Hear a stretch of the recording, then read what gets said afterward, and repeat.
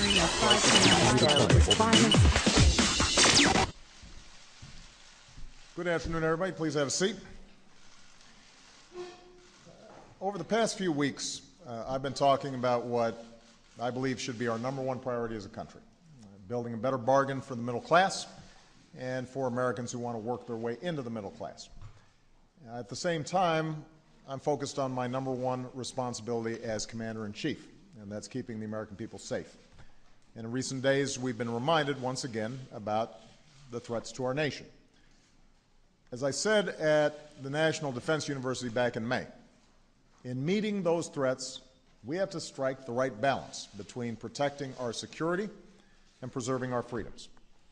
And as part of this rebalancing, I called for a review of our surveillance programs. Unfortunately, rather than an orderly and lawful process to debate these issues and come up with appropriate reforms, repeated leaks of classified information have initiated the debate in a very passionate but not always fully informed way. Now, keep in mind that as a senator, I expressed a healthy skepticism about these programs. And as president, I've taken steps to make sure that they have strong oversight by all three branches of government and clear safeguards to prevent abuse and protect the rights of the American people. But given the history of abuse by governments, it's right to ask questions about surveillance, particularly as technology is reshaping every aspect of our lives. I'm also mindful of how these issues are viewed overseas, because American leadership around the world depends upon the example of American democracy and American openness. Because what makes us different from other countries is not simply our ability to secure our nation, it's the way we do it, with open debate and democratic process. In other words, it's not enough for me as president to have confidence in these programs. The American people need to have confidence in them as well. And that's why over the last few weeks I've consulted members of Congress who come at this issue from many different perspectives. I've asked the Privacy and Civil Liberties Oversight Board to review where our counterterrorism efforts and our values come into tension. And I directed my national security team to be more transparent and to pursue reforms of our laws and practices.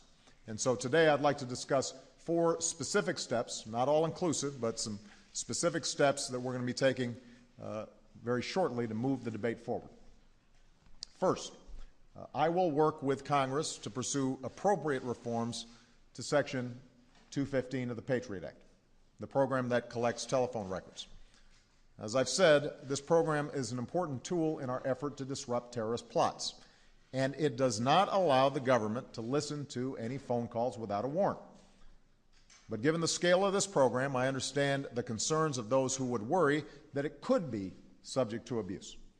So after having a dialogue with members of Congress and civil libertarians, I believe that there are steps we can take to give the American people additional confidence that there are additional safeguards against abuse.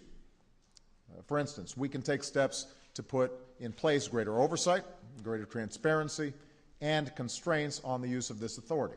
So I look forward to working with Congress to meet those objectives. Second, I'll work with Congress to improve the public's confidence in the oversight conducted by the Foreign Intelligence Surveillance Court, known as the FISC. The FISC was created by Congress to provide judicial review of certain intelligence activities so that a federal judge must find that our actions are consistent with the Constitution. However, to build greater confidence, I think we should consider some additional changes to the FISC.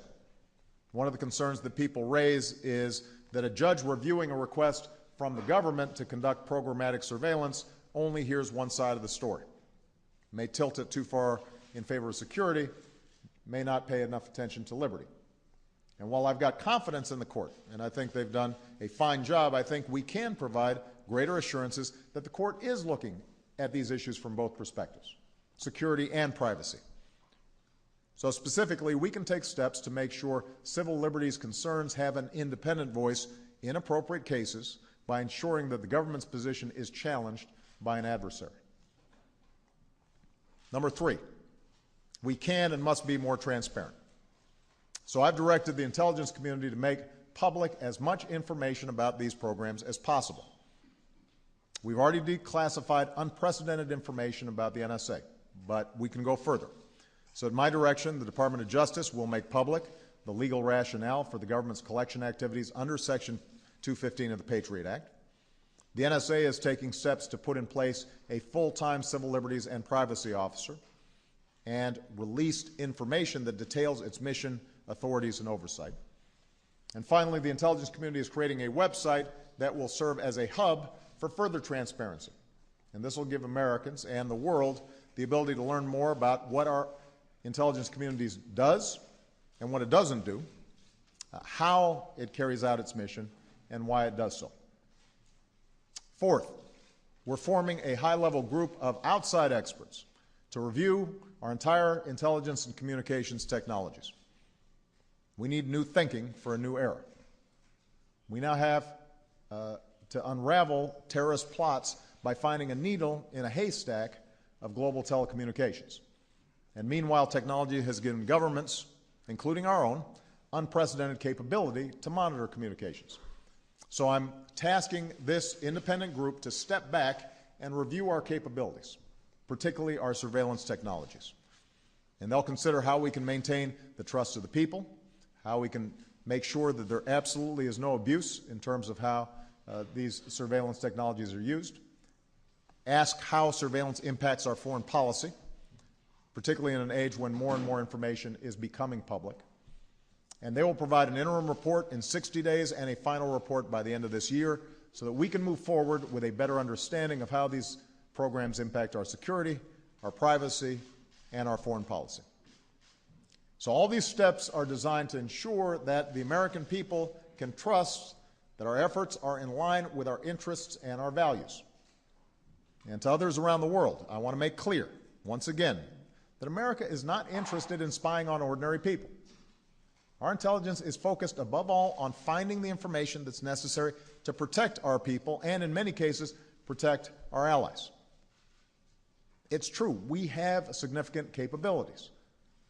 What's also true is we show a restraint that many governments around the world don't even think to do, refuse to show. And that includes, by the way, some of America's most vocal critics. So we shouldn't forget the difference between the ability of our government to collect information online under strict guidelines and for narrow purposes, and the willingness of some other governments to throw their own citizens in prison for what they say online. And let me close with one additional thought. The men and women of our intelligence community work every single day to keep us safe because they love this country and believe in our values.